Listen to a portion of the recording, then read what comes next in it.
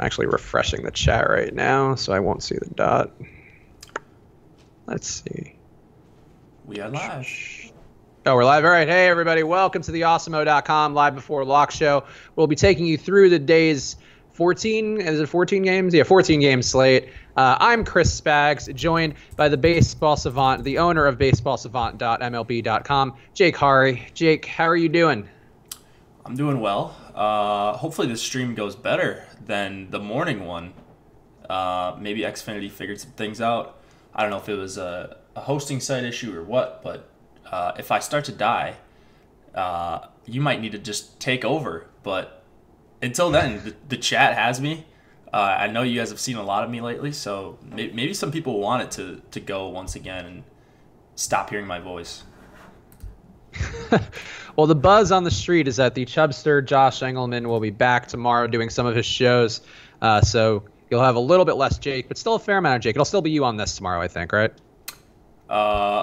It depends. I don't know. It depends what Josh wants to do, if he wants to just jump back into it or what. But yeah, we'll see. Well, whatever. We'll figure it out. But anyway, we will have some Josh back in the system, so not all Jake. But appreciate your Jake while you have him. That's generally what I would say. Much like the Morty on Rick and Morty, you want to have your Jakes feeling positive and good and not like a shield. But what are we doing? Jake, I know that was a reference you could not have cared any less about. That's fine. Don't even sell it for a second. I appreciate that. But let's talk baseball. We got a bunch of games, a bunch of stuff. Got some wild hair today, Chris. Yeah, I don't know what the deal is. My hair's a little too long right now, and I had to get it cut, and I'm going out right after this. So, look, this is what people come to a DFS stream to talk about, is the status of my hair. But I blow dry, and it sometimes goes a little miss, and then I don't know, man, just a lot going on. But let's talk baseball. What are you doing at pitcher tonight, Jake? You got a lot of options in front of you. Some really cheap guys who are going to pick up some ownership too. What are you doing? Yeah, like the cheap guys, like Aaron Sanchez and Bundy. They're not super highly owned, where I'm like worried about them like ruining my night if they don't get there or whatever. But so yeah, Sanchez, Bundy. Got some Daniel Norris. Yeah, Josh.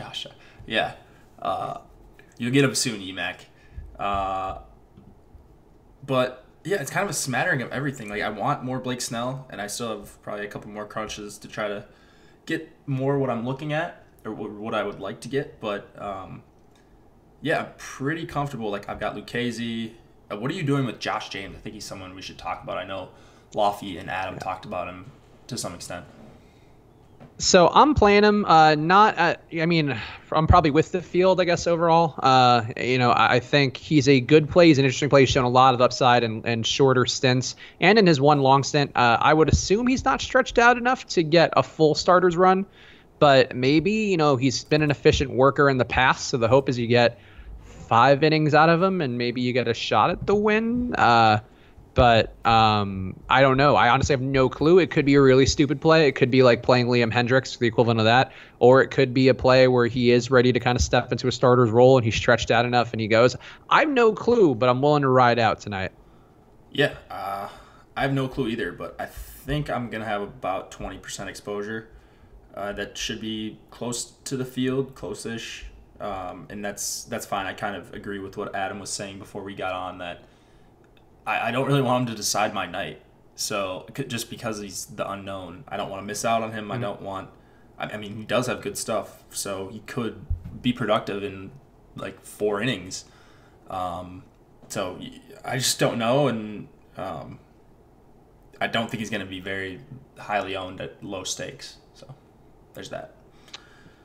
Yeah, I agree. I mean, a guy at 4K on DraftKings, I think, with some sort of strikeout upside is hard to avoid.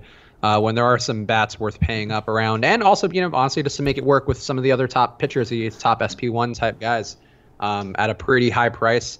It's not impossible to get Kluber or Snell or Strasburg in if you are going to Joshua James, and definitely not impossible to get good bats in along with it.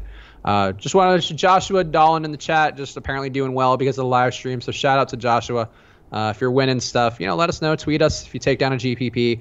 We haven't had anybody on in a while as a guest just because there's been so many moving parts recently. But if you have won a GPP above 10,000 people, send us your screenshot, email it in to one of us, either Josh at Awesemo or Chris at Awesemo.com, and we'll get you in the queue to be on the show. We got to start doing that now that it's fall. But yeah, we appreciate all of you guys doing well out there. Obviously, if you're not a premium member of Awesemo.com, now's as good a time as any to go check it out. All the ownership projections and rankings from Awesemo, the top DFS player in the world, are available for you. So go sign up now. Promo code Strategy Show will get you a 1 week free trial. I don't know why I gave that promo code instead of mine, but a little love for the Strategy Show promo code today. Yeah, gotta love the Strategy Show, right? How's my connection doing? I think we're doing okay, but I don't want to jinx it. You sound good to me, okay. But I don't. Yeah, let's see what the chat says. Okay. I look less laggy on the stream right now, so I think we're doing all right. All right, good to hear. Good to hear. Just wanted to make sure no one was getting poor connection because I think we're doing okay right now, and my Wi-Fi is not as strong as it usually is. I mean, we don't have that many problems, right? But for whatever reason, this morning it just decided it didn't want to stream. So hopefully we get to this full 50 or so minutes and we have no issues. There was someone I was gonna. Oh, there was a good question in chat. It was which pitcher would you stack in? Like, which high-priced pitcher would you stack against if you had to pick one of them? Let's say top 6. For me, it's not Kluber. It's not Strasburg. I guess wait, top 6. Who else is in the top 6? Maybe so like Kershaw, Snell, Nola. You mentioned Kluber and then Strasburg. Let's do those 5. Okay. Probably Nola for me. Maybe Kershaw. Yeah. So I think it probably would have been Kershaw for me if we didn't get this news about Story. Like, Story not being in there really hurts, and that makes it a much better matchup for Kershaw. So I don't think it would be Kershaw, and I like the idea of targeting against Strasburg with the roof open, and it's gonna be humid and hot in Miami as it always is. But I just don't want to play Miami bats. I think it would be Kluber, oddly enough, just because the White Sox have a bunch of power. I mean, it's like none of them is the real answer, but if I had to choose one, it would be Kluber, I think. Dong issues for Nola, that's a good point. I mean, yeah, that's definitely where I would go with it is, Nola's had some issues getting hit lately. And the Mets have had a couple good hitters. I mean, Conforto's been doing a good job single-handedly carrying that offense recently. I think that there's probably some upside going. I mean, no, relative to going against a top pitcher, I think there's some upside for Nola, just been how he's given up home runs, though. It does seem more likely that he just regresses back to the usual, and he just doesn't give up as many home runs. But for me, I think Kluber's in a good spot. I trust a lot of Kluber. I trust Strasburg a little less, but I think he's kind of been better his last couple outings, so I'm not looking to go against him. Snell, I think, has been stellar. If I could afford him more, I would play him more. Do have a fair amount of him as is, but I think he's in a really good spot, and I'm not terribly worried about Texas. I just think Texas isn't that good, and Snell's movement has been so outrageous. A swinging strike rate, I think, of 17 his last couple outings. So 16.4% swinging strike rate, 37.7% chase rate, 1.8 xFIP, Ks per 9, 13.1. So Snell's just been tearing it up. If he's going to be under 5% owned going against a Texas team who's really not that good, Gallo out again, I see no problem with Snell. I think Snell might be the best pitcher on the slate. Yeah, I mean, at this point, I think he is. That's also an interesting conversation. Maybe not perfect time for it, but I think Snell's the best pitcher on the slate. And I wouldn't say it's all that close based on how they've pitched this year. Yeah, I think Kluber's been so up and down, and even in matchups where Kluber seems like he should dominate, he's just been getting rocked randomly. So that kind of worries me a little bit about Kluber. But today I'm okay with Kluber, I think. I don't think the White Sox are that good. You know who's been raking, though, for the White Sox? Palka. The last week, he's been hitting, like, really, really well. And if Palka ever figures it out, he's got a ton of power, but if he can ever actually be consistent like he seems like he's been in the last couple weeks, Palka could be a guy who single-handedly breaks up some good days for a guy like Kluber, who's very home run prone, too. Yeah, he's one of the guys that, I think if you are going that route, and I don't think you need to, but it is tough to knock off like 5 teams. It is a 14-game slate, but it's tough to just like completely say I'm not taking any players from 5 teams on the slate if you're MMEing. So I'm not doing that. I probably will have some Palka and like Abreu Did Abreu make the lineup? I guess I haven't looked at lineups all that much. Been uploading projections and stuff. I'm not sure. Let's see. He did not. To be honest, I just didn't go to the White Sox at all. I just went to Palco a little. Yeah. Yeah, sorry. It's Sim Anderson in the 2-hole. I mean, Davidson's in there, but righty against Kluber, that's really tough. It's just a strikeout waiting to happen. So, man, yeah. It's a good matchup for Kluber, and Kluber has been good enough recently where I don't really have any concerns about him petering out down the stretch. I don't know. Actually, don't have the standings in front of me, but I presume Cleveland needs this game on some level too. And you want your ace to come out and win a game for you that you have to win, and with some degree of dominance. I think as we're getting close to the playoff stretch. Yeah, that's very true. He hasn't really pitched like an ace though. The second half of the season, especially. I mean, he's been fine. But there was a stretch there where he was legit not even very good. And he's not the Kluber of old, and I think people are thinking they're just getting a $2K discount on a guy, but I don't think he's that underpriced compared to a guy like Nola. If you are a premium member of Awesemo.com, the article up today is Awesemo's top stack percentage, which breaks down the ownership and the likelihood of each stack being the top scoring one on a slate. I guess I don't think it's really giving anything away. The team with the highest total on the slate, Tampa Bay, currently grades out as Awesemo's favorite stack. What are you doing stack-wise, Jake? I think Tampa Bay, a lot of people are going to be disappointed after the showing they had last night, in which G-Man Choi was really the only guy who did anything. What are you doing with Tampa Bay, and which stacks are you coming up the most above the field with? Yeah, so I will have some Tampa Bay for sure. They're not like my top stack as far as me being overweight, just because I think they're going to get quite a bit of ownership. So the stacks I really, really like, Cleveland against Rodon. I mean, I like Rodon a lot, but with 1, 2, 3, Lindor, Brantley, Ramirez, there's not only a lot of power there, there's a ton of speed upside. So stolen bases, I think, are going to come early and often against Rodon, especially, I mean, if he's putting people on, obviously you have to get on base first, but he does struggle with walks at times too, and a bunch of good hitters for the Indians, even guys like Kipnis. A lot of people saying that maybe even Edwin Encarnacion would steal, and he has a few steals on the season, I think 3. So I just love the Cleveland stack as a full-on 5-man. Milwaukee against Lorenzen, I mean, Lorenzen's just not that great of a reliever, and he's not going to go very long. Usually don't like attacking bullpen games, but I'm not really worried about Cincinnati's bullpen. And then Atlanta against Gomber, we saw. Oh yeah, Edwin's not playing. Yeah, you're right. Yep. I didn't know. I was going to point that out. I was letting you finish your spiel first. Yeah. Thanks. Braves, I like a lot against Gomber. I just think Gomber's gotten really lucky. You saw in his last start what can happen when he goes up against a bunch of good hitters, and he's allowing the ball to be put in play and giving up hard contact like he has been. And then Houston, I like against Mike Leake. They're another team that's going to put the ball in play very, very often, and that's appealing, especially when Leake's not very good. You've got a ton of good hitters on the Houston side. And then who else do we have?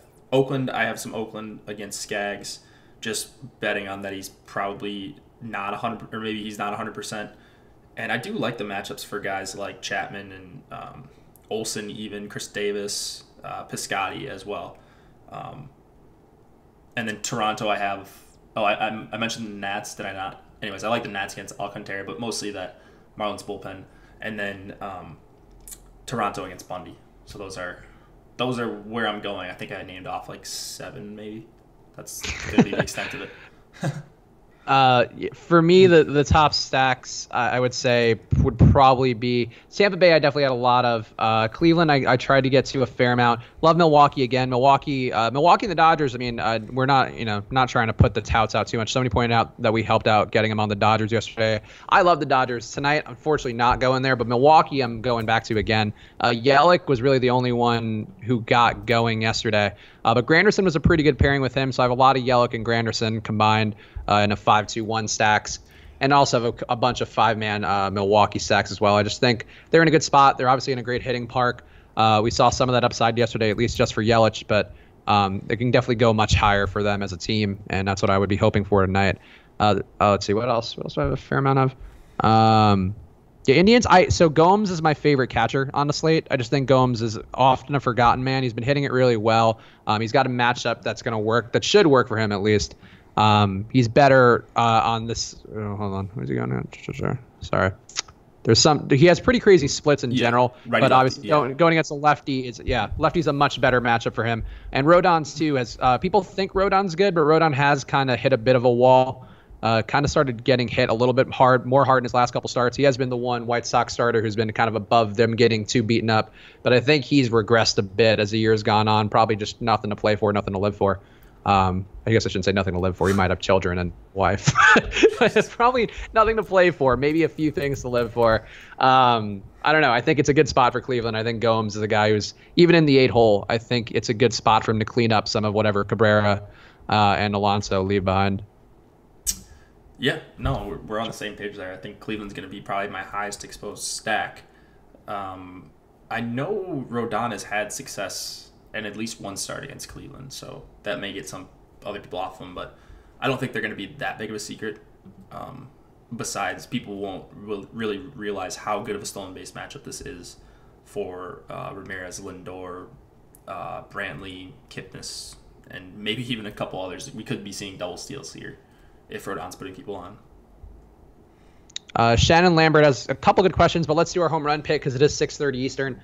Yesterday, neither Jake nor I were correct, though. We were right real close. It hurts for Yelich to have that day with Granderson sitting right in front of him in the order and them having kind of a similar skill set. Yelich obviously is a better player and Granderson is an older player. But it kind of hurt to see Yelich just destroy the ball yesterday while Granderson just kind of coasted on his back. But you know what? I'm going to go Granderson again because this never works for me, but eventually it has to. The law of averages. So Curtis Granderson, you're up again. You are my home run pick for this day. Who are you, me? Trying to get 2 straight dollars in a row? It's worked for Josh and you before. You've picked the guy 2 days in a row. For me, it always ends with them just not hitting a home run both days, but I got to try. All right. Let's see here. Yeah, I won't pick Yelich. That's a cheat code. I'll take Ronald Acuna against Gomber. I really like that quite a bit. That one makes a lot of sense. I feel like this is going to be you tying it up today. But yeah, if you're haven't been paying attention, like we mentioned yesterday, I am currently up 1 home run on the year on Jake. Josh, several home runs behind, but he's got the hurricane. We could use that as an excuse now for him. I'm sure that's the reason why. But yeah, they're the picks are in Granderson and Ronald Acuna, 2 good picks from two good men. Shannon asked one question about Josh James being heavily owned, and we kind of blew past you mentioning Seattle stacks. If Josh James is going to be heavily owned tonight, shouldn't we throw some Seattle stacks out there? So I wanted to get there. I didn't get there. I don't love Seattle tonight, even though James, I think, is obviously a player who's going to attack them and give them some shots to hit balls. I didn't go there, but what are you doing? Do you feel like Josh James is pretty good leverage given the ownership he's going to get for Seattle? I don't know that it's necessary to do that. Because even if they do get to James, it's good leverage if they do, but he's not expected to go super deep anyways. And they've got a really good bullpen behind him. So it's just really tough to want to stack up the Mariners. Nelson Cruz is way too cheap, as is Mitch Haniger, as is Robinson Cano. So I will use those guys as duos, and that's how I'm going to get my leverage. I don't think you need to go with a full stack, because even if James were to give up a 2-run home run in the first, I think that stack, and that would be great. I mean, you have good leverage, but I think that stack could get shut down pretty quickly by the rest of this bullpen. Yeah, I think that makes sense. People asking about Alcantara going against Washington. I think he's actually a pretty interesting play to me. I kind of grew to like him more. It's a terrible matchup for really any pitcher to go against Washington, given just the amount of hitters they have there. But Alcantara's been really good. Home run rate's been pretty solid. It does seem like maybe he's due to regress a little because his xFIP has not been fantastic. But getting swinging strikes, limiting hard contact, kind of doing the stuff you want out of a cheap pitcher. What are you doing with Alcantara? Do you have any shares? I don't. I like the Nats stack against him. He's one that I do respect, but he does struggle with speed. He did at the AAA level at least. I think he had 16 stolen bases on him before getting called up. So that's worrisome when you got Trey Turner and Harper and Soto, guys that can all run. And then just a really tough matchup for hitting too. Like those guys I just mentioned, those guys are good hitters too. So you mentioned it being a bad matchup. I think it's a bad matchup overall for him, even though I do think he's good. And then they have a terrible bullpen behind them. Yeah, I agree. I think there's a lot of reasons to avoid him. I still wanted to have a little taste of him in a 2% ownership projected. At least on the most recent crunch, probably it's changed a little bit as the ownership projections update.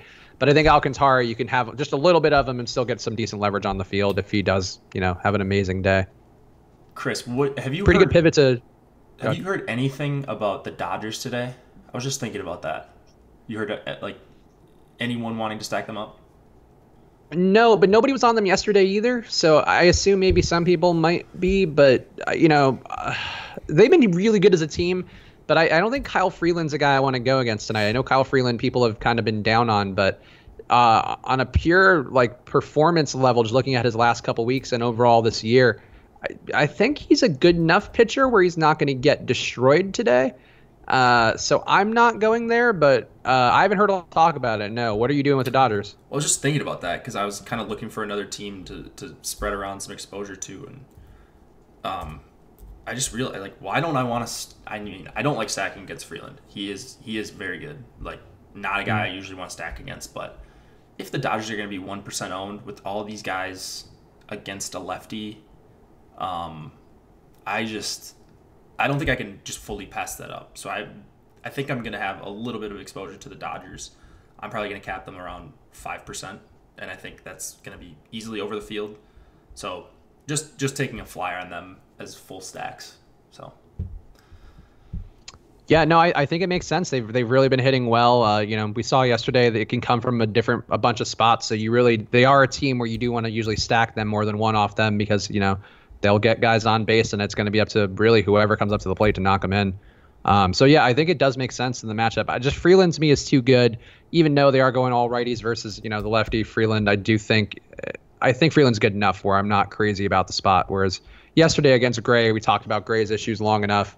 I think that was a spot to go against it. But Freeland, who's shown kind of no weakness, it's not to me. And also the total's not that great. Just not the spot for me. Yeah, if they're going to be not owned at all, it's just I think that Ryan B, I think you're right. I think you have a way better chance of being right. I feel this Dodgers game is going to be close, low scoring game. I would bet on that if I had to, but this is DFS, and if you can get a team that's incredible going up against a lefty with 8 or 9 righties in the lineup, it's a spot where as an MME guy, I think I can't just completely overlook. That's fair. I'll actually be at that game tonight, so if it does become a high-scoring game, then I'll see firsthand. But I do think it's going to be more of a pitcher's duel tonight. That's just my inkling on this, so I don't know. But I think you're right, though. Anytime you get the Dodgers as slow-owned, as somebody in the chat points out, as Brandon T points out in the chat, it does sound good to get him that low-owned, but just not the matchup for me tonight. Sure. Thoughts on a Pirate stack versus Skoglund? I do like that Pirate stack, more of a mini stack though, but I'm there a lot, and I think Pablo Reyes is one of my favorite plays actually at his price hitting leadoff. I think it's in a really good spot, so I am in on the Pirates. What about you, Jake? Yeah, I feel like I should be on them a little bit more. Cervelli's a guy who really sticks out to me, and then Reyes leading off for 4K dual position eligibility. I also like Ozuna dual position eligibility for 3,300. So. They're just a team I didn't get to as a full stack, but no problem with it. I don't really know why I didn't. I don't think Skoglund is all that great. He does have issues against righties, but yeah, it's perfectly fine with me. I don't think they're a bad play at all, especially with the bad bullpen behind Skoglund. Yeah, to me, Pablo Reyes is like the Brandon Lau of the day. Where he's at a pretty affordable price, getting at a good batting position. Obviously, hitting leadoff is better than hitting fifth too, like Lau did yesterday. But I think Pablo Reyes is one of those guys who I tried to force into more lineups and then kind of the whole stack too. Josh Bell, my main Pittsburgh stack I think is Reyes, Bell, Cervelli, maybe a little bit of Harrison, but mostly and Reyes, and then bits and pieces here and there. There are a couple guys I avoided, but I think it's an interesting stack. And Skoglund, to me, not a guy who I would be afraid of in any sort of situation. That is, that's fair. Yeah. Jake's still at that rapey hotel. That's Jake's home. Jake's home is not a rapey hotel. This is my room / office. It's actually a huge room. So I don't need an office space. You can see my bed back here. Yeah, it's a pretty sweet deal. I never have to leave my room besides to get food. Just living the dream, living the Howard Hughes dream. What about a Cubs stack? Cubs stack 1 through 4 on FanDuel, but what about a Cubs stack in general, Jake? Yeah, it didn't end up there. Like I said, I don't really like to attack these bullpen games. I'm kind of making an exception with the Brewers because I don't really like Lorenzen, but I didn't end up on the Cubs full stack, although I do like Daniel Murphy and Anthony Rizzo quite a bit. So I did end up on them as 2-mans and 1-offs, but not as full stacks. Yeah, I didn't get there at full stacks. I do have some Bryant and Baez mini stacks I think are pretty interesting because there are 2 positions that were, I think, tough for the most part for me today. That third base and second base, I feel like trying to work them with different stacks and whatever. I did kind of go to Baez and Bryant a couple times because I think they're in a good matchup. They should get a couple shots at it, or at least one shot at Andriese, who I think is not that good of a pitcher. So I'm all right with those guys, but not the whole stack.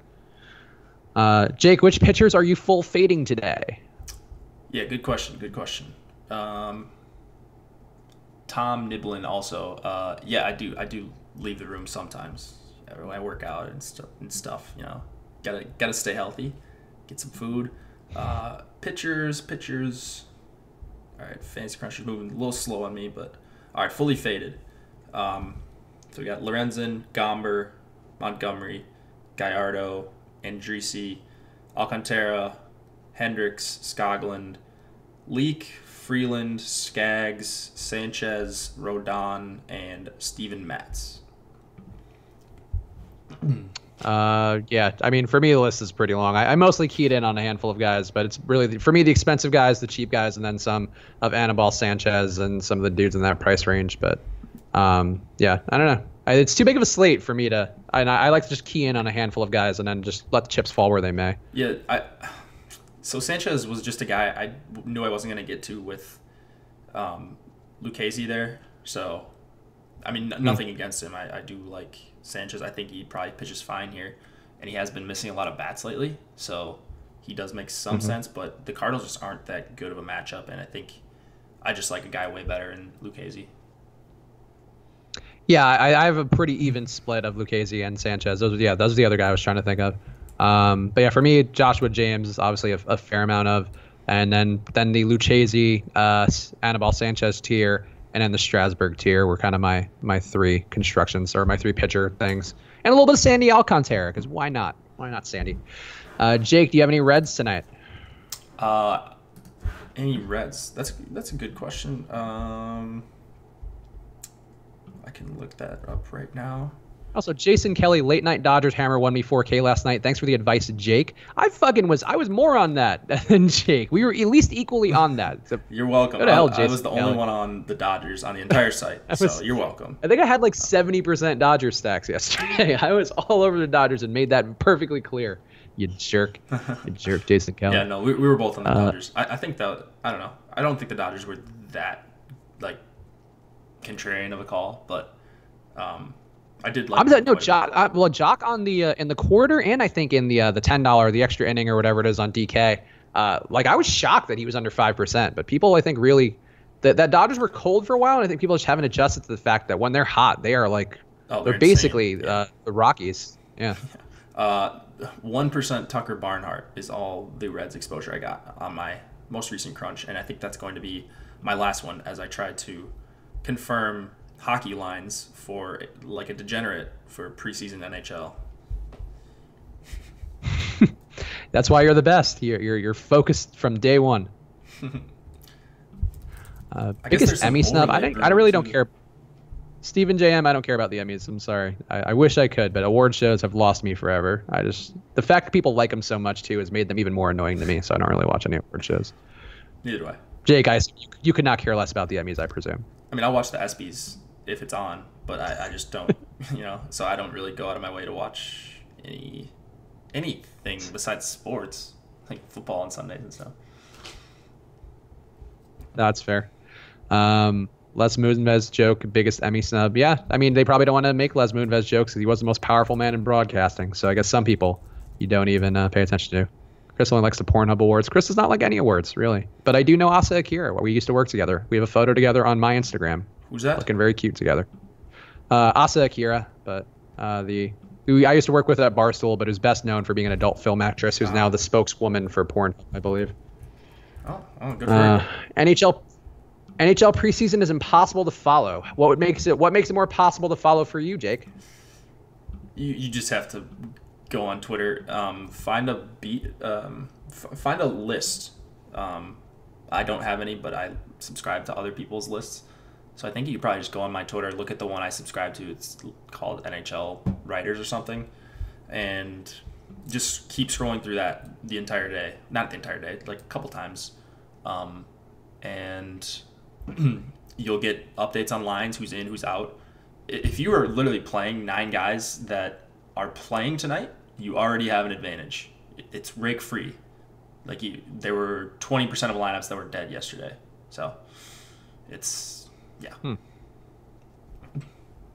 There you go. Let's see. Josh would be happy that Rick and Morty won Best Animated Program. Yep. I mean, I am too, but it's kind of surprising that the one, because I feel like people are starting to get a little Rick and Morty blowback after some of the controversial videos from the past has been a thing. NHL preseason is way easier than regular season, Omerta SP says. Sure. I mean, I think... Sounds right to me, Omerta. Preseason's annoying just because... And, one game or one day of preseason. So, I don't really know how it's going to go. Maybe I'm going to make $10K in preseason, but probably not. But preseason it's like anything for preseason. Just keep up on who's playing.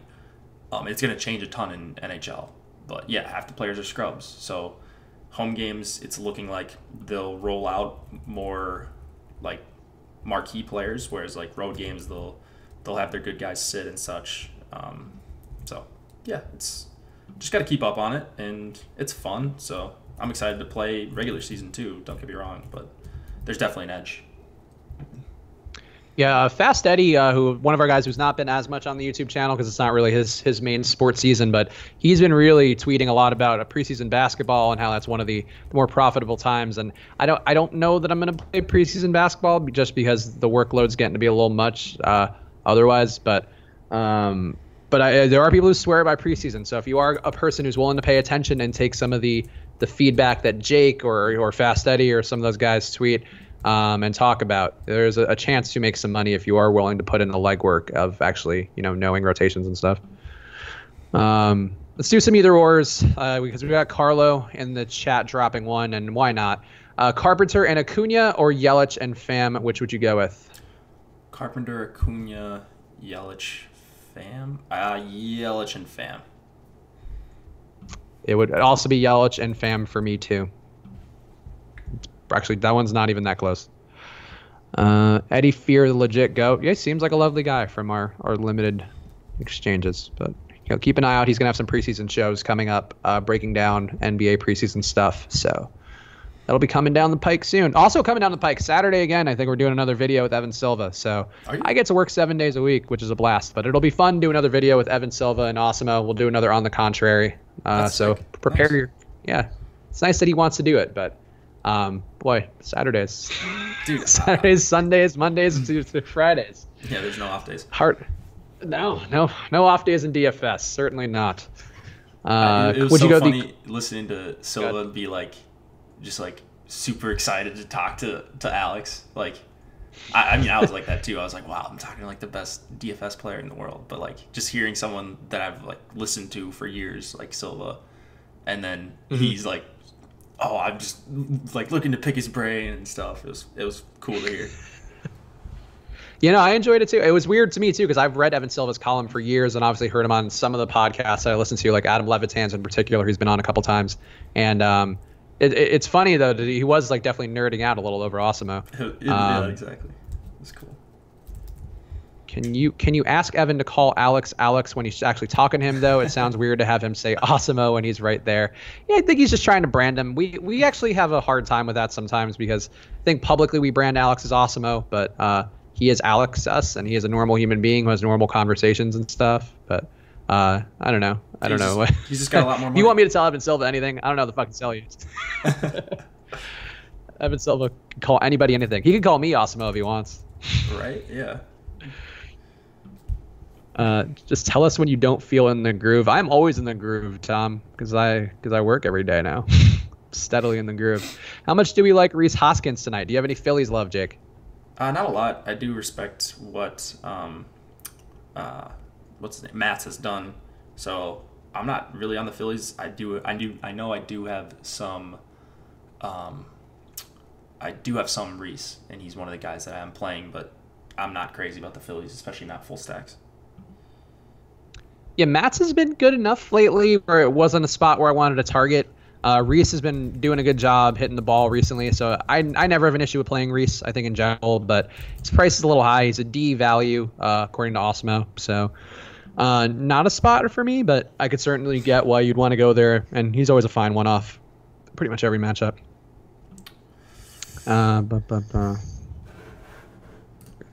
Great job hosting in the middle of those two. Thanks, T. McBee. I appreciate that. I'm a fantastic host. Happy to see you guys back. Thanks, Kyle. We're happy to be back. We're here every day except when somebody's knocked offline by a hurricane. Right? Yeah. That's always. To be clear, we don't need to mute that Jance guy. Yeah, whatever. We don't need to talk about my old job out here, but I didn't mute you, Jance. I did. Somebody else did. Oh, did you? Okay. They could talk about it. It's just whatever. Nah, I'm good. Keep it on topic, guys. There's other times to talk about my blood feud with Rihanna. Where is the Angels lineup? Who knows? Somewhere in LA. Somewhere in Anaheim pretending to be LA. Yeah, I don't know. That's a good question, but I mean, I'm not really playing any Angels, so that's good. Thoughts on the Cleveland stack? I like Cleveland stack. I'm playing a fair amount of them. Jake, give your Cleveland take one more time. Yep, they're my highest exposed. I don't love their hitting matchups. I think they're fine hitting matchups, but it's really about the steals on Rodon and the bullpen. So, yeah, love the Indians. Josh Nordziak, who do we follow for NBA preseason? Follow Fast Eddie. I think he's at Fast Eddie Fear on Twitter.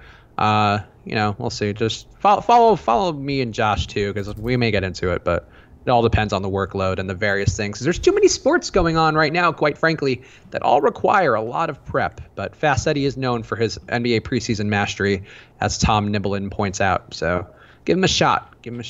He could be your guy for this key part of the weird season of NBA. Angels are a good low-owned stack. Not to me, Stephen J.M. Why would you want to attack the Oakland bullpen? The Oakland bullpen is one of the best in the MLB, and they can switch with platoons. Like, they're just going to have the advantage more often than not. So why would you want a full stack against them in a bad hitter's park? Yeah, that fits my MO too. In general, I've said this before on the streams, and I'll say it again. I do try to avoid bullpen games against teams with either especially teams with a strong opener and a decent bullpen. And I think the Oakland fits both parts of that criteria. Hendricks is pretty good at getting strikeouts.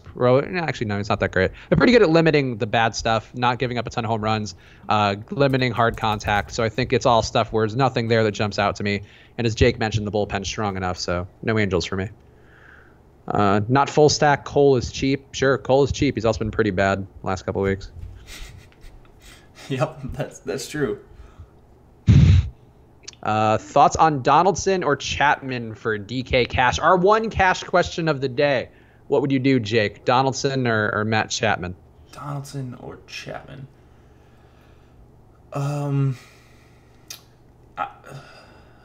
I would probably go Donaldson. I think he's got a better chance of hitting with guys on base, even though I like both of those two guys. I think I would go Donaldson. He crushes lefties for his career. And I think he's going to have a good chance for RBIs because, like I said, the guys in front of him will be running. Yeah, that's how I feel too. Donaldson's going to have more shots at RBIs, and I think he has a worse pitcher going against him. So I would go Donaldson. ATL stack. We didn't talk much about Atlanta tonight, but Acuna is your home run pick for Jake. So what are you doing with the Atlanta stack overall versus Austin Gomber? Yeah, like Atlanta stack. I think Gomber's been incredibly lucky. Maybe not as lucky now that he had that one blow up against the Dodgers, but this is another team that's going to put the ball in play. Gomber's getting a bunch of righties. I really love Acuna. He's my home run pick. And then like guys like Camargo and Suzuki, even though he's super highly priced, I think he makes sense in a stack as well. And I don't even hate like Freddie Freeman and Markakis either. I really like those guys actually.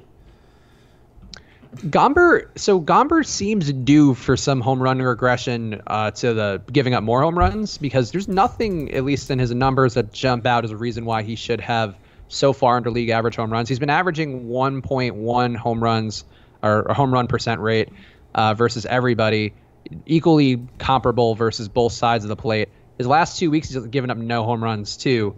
It feels like something has to give with Gomber, where he has to have a day where he gives up like 5 home runs. Yeah, I agree. agree. Just to level out. I mean, don't know. He could easily get blown up in the start. Same thing with the Dodgers. You get a good team with a bunch of righties against him, and people just look at the results and say, "Oh, this guy's pretty good." But the underlying stats tell a different story.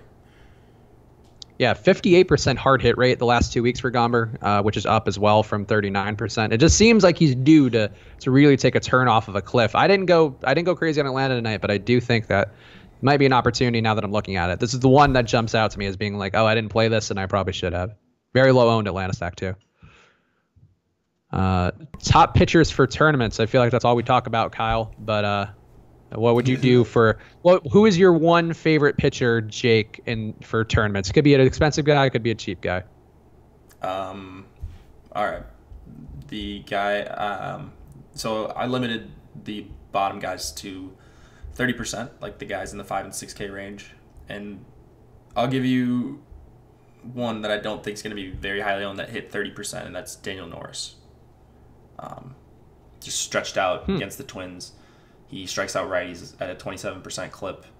Going to see a bunch of righties, and he's been okay. I mean, he got blown up in one inning against Houston, but he was doing well before that. I know he had a good start against the Cardinals, which was impressive. So I like what I'm seeing out of Norris, and he's just way, way too cheap. Yeah, I have a little bit of Norris. I have more Twins than Norris, so that's not one that I'm crazy about. For me, it's just Kluber. I think people are forgetting that Kluber's good, and I think he's very good, and he has pretty high upside. So Kluber would be my guy. Who I definitely have the most of him. Jansen in the chat. Jansen, you're fine. Don't worry about it. I didn't mute you. Jake tried to protect me by muting you, but you're fine. It's just not something I care to talk about. It's from an old job, and there's a lot of things that I can't talk about. Well, I guess I can, but legally I couldn't talk about for a while because not the situation's not what it seemed. Let's just leave it at that for now. McKinney or Ohtani, who would you go with as having more raw points tonight? McKinney, oh man, that's a weird one. Those guys aren't even in kind of the same price range, but Stephen J.M. asked some weird questions, so we'll give him that freedom. God, that kind of catches me off guard. I think I would go McKinney. I think he's got a better chance at doing damage off of Dylan Bundy, but yeah, that's one of the weirder ones we've had. I would probably go McKinney too, but I'm not playing either guy. Do you guys do more 5-man and 3-man stacks or 4-3-1 stacks on larger slates like this? The goal is always to try to do 5-3, 5-2-1s if you can. That's just what the best results are, according to tons of research that the behind-the-scene folks at Osimo have done before. So the goal is to get to 5-3. I have no problem going 5-2-1 or 4-3-1 if it's a lineup that I like a lot. But what's your main approach, Jake? I've been running a lot of 5-2-1s and having success with that, but I don't think it's wrong to go with 4-3-1. I think most people run out 5-man stacks, 5-man single stacks, so I like the 5-2. I like 5-2-1 as kind of a way to differentiate just a little bit. Yeah, I think that's fair. I still think you're going to find better results night to night playing 5-3s just because that's the best possible correlation you'll get statistically of giving guys more at-bats and more shots at RBI and all that. But I do think that Jake's right. 5-2-1s are fine. But the goal should really be trying to find 5-3s. And if you can't get to 5 or you can't get to 3, then you'll pivot off of it. So I think that's always try to target 5-3s if you can. Yeah, I think just the important thing is just don't force a guy into your lineup. Like, don't force a 9-hole hitter to get the 5-3. You know, if you can pay up for a guy that's batting cleanup or batting sixth that you think is a better play, don't just like force in a maybe suboptimal play just because you want the 5-3, because 5-3s are kind of tough. You have to make the positions fit perfectly, and it's easier with an optimizer, but don't do it just blindly if you're hand building. Yeah, I agree. I like Johnny Field tonight as like part of a Minnesota stack as the back end of that.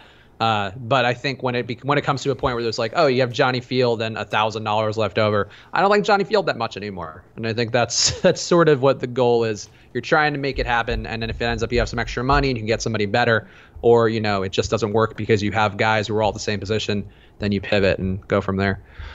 Baltimore lefties, Sanchez is terrible against them, just cheap so you can fit big bats in. I do think people will probably play Aaron Sanchez a little more than they should, just because Toronto's pitchers have been having some success in these shitty Baltimore matchups. Are you playing Sanchez? Aaron Sanchez? I forget if we talked about this. Yeah, I'm playing Aaron Sanchez. He's looked a lot better coming off a really nice start against the Red Sox. And Steven JM just stealing the show in chat. I kind of lost Aaron Sanchez. Baltimore's a team I like to target against. And Sanchez has good stuff. Like, he should be good. Me and Lofty were talking about it this morning. And he's just way, way too cheap for a guy that's fully stretched out as well. So there's a case for Aaron Sanchez. I ended up with about 30% of him.